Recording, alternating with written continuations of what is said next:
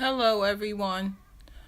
Right now we're going to start our first sewing lesson, and I'm going to do my best to demonstrate for you how to hand sew.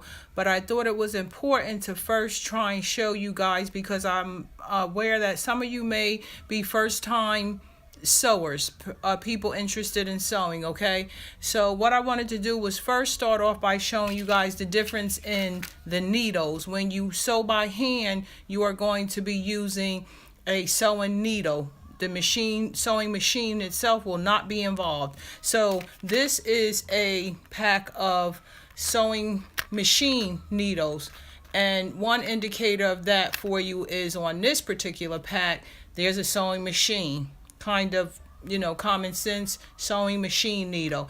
And also the thickness of the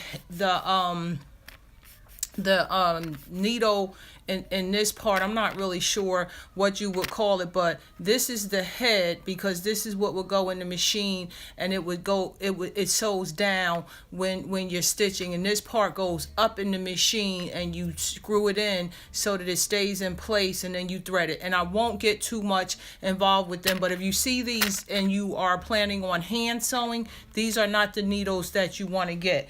The needles that you would get for hand sewing, and I'm going to show you a few of them, because hand needles come in many different sizes. These are hand sewing needles, and some have smaller heads, some have bigger heads, some are longer, and it just depends on what you actually want to do. And I've picked out a few of my packs of different needles and sizes that I have depending on what you're sewing. These are some of my favorites, just only because I've never really used them and they look crazy. These are the kind they use in Japan. My husband got these from Japan. But anyway, they're sewing needles. You see the head up there, right there? See the head?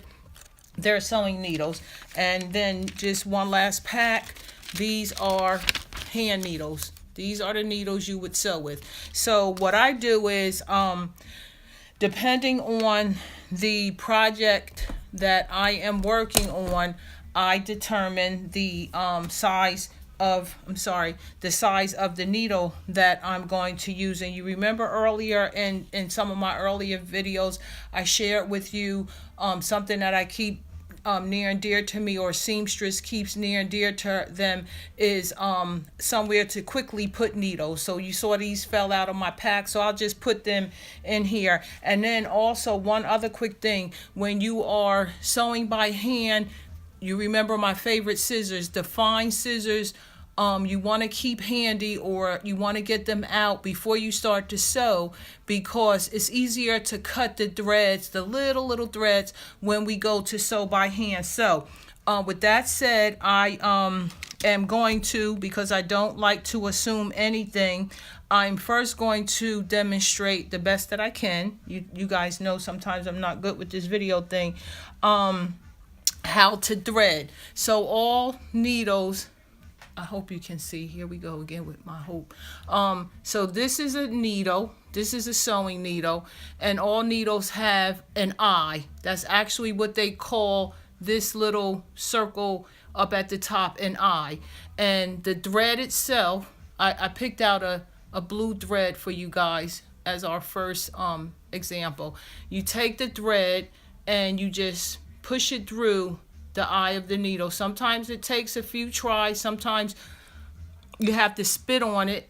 Well, yeah, spit on it, not spit on it, but lick it with your mouth to make it all the threads stay together. And once you get it through, you just pull. I hope you can see, because the thread is such an odd color, but you just pull it through, and boom, you've just threaded your first needle. And how do you know? Because you see, here's the needle and here's your thread. So you've threaded it. So what I've done for our first demonstration, I picked the thread out for my bow, because that's where we're trying to get back to our bow. And I picked a white thread because this part of my fabric is white, and when you hang them, you don't really want people to see your hand stitching. And some people can do invisible stitching where you can do it from behind, and it's just as it'll be and reinforced just as well.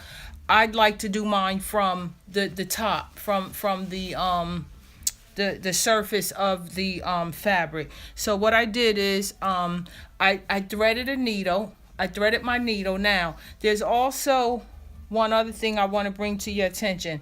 When you thread your needle, when you do a single thread needle, you leave one part hanging. You wouldn't, how can I demonstrate this? So here you see there's two threads here.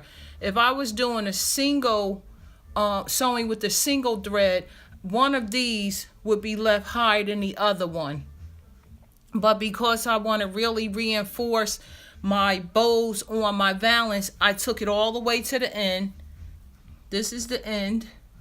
Can you see it? Wait. Yeah, so this is the end, and all you do is you just make a knot. I tie it around my finger, push it through, and pull, and boom, there's a knot in there. And now we're sewing with a double threaded needle, okay? And then all you do is you take this is how I do it. Some people do it differently, and there are different methods, and maybe at some point I'll show you another method, okay? So hold on one second, guys. Okay, guys, so where were we? Okay, so here's the needle that we just threaded. This is our first bow, okay? And what I do is I take the top part of the bow, and all I do is I put the needle in from behind. See, I went through the back, pull the thread all the way up, okay? Till you get to that knot we made. The knot will stop the thread from going all the way through, okay? And then what I do is I just keep looping it over like I'm making a stitch. That's all I'm doing. I loop it over. Let me see if I can show you. See? You see how I looped it over, and boom, your first stitch is made.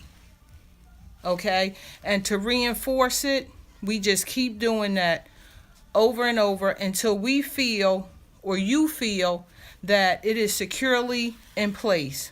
Again, the same loop, and you just follow the same pattern. I hope at some point I can get this better for you guys, but you put your needle from behind, push it through, pull the thread out, and then using the same place that you put the last stitch, put the needle through once again and pull it through.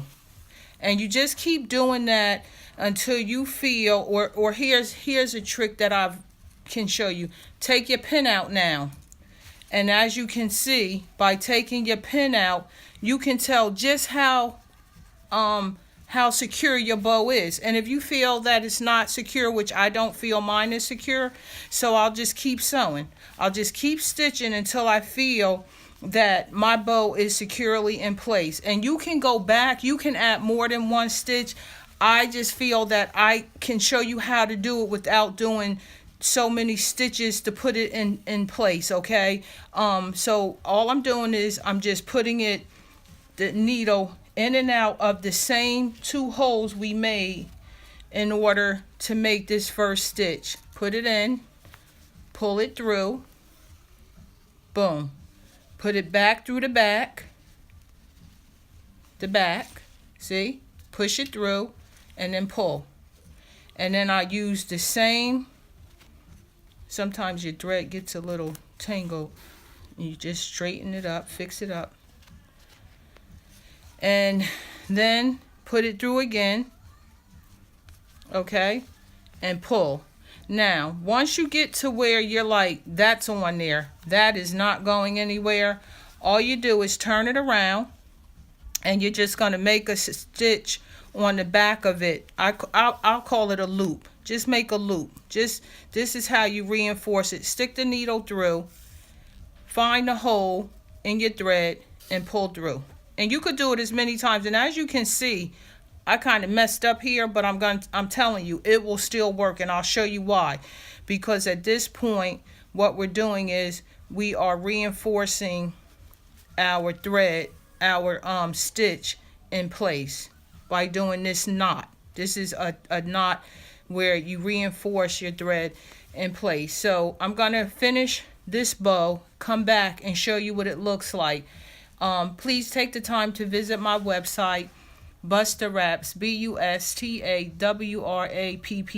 And if there's ever anything that I demonstrate that either doesn't look good on my video or I didn't explain clearly, please feel free to leave me comments and I'll try my best to do better. Have a good day, guys. Bye-bye.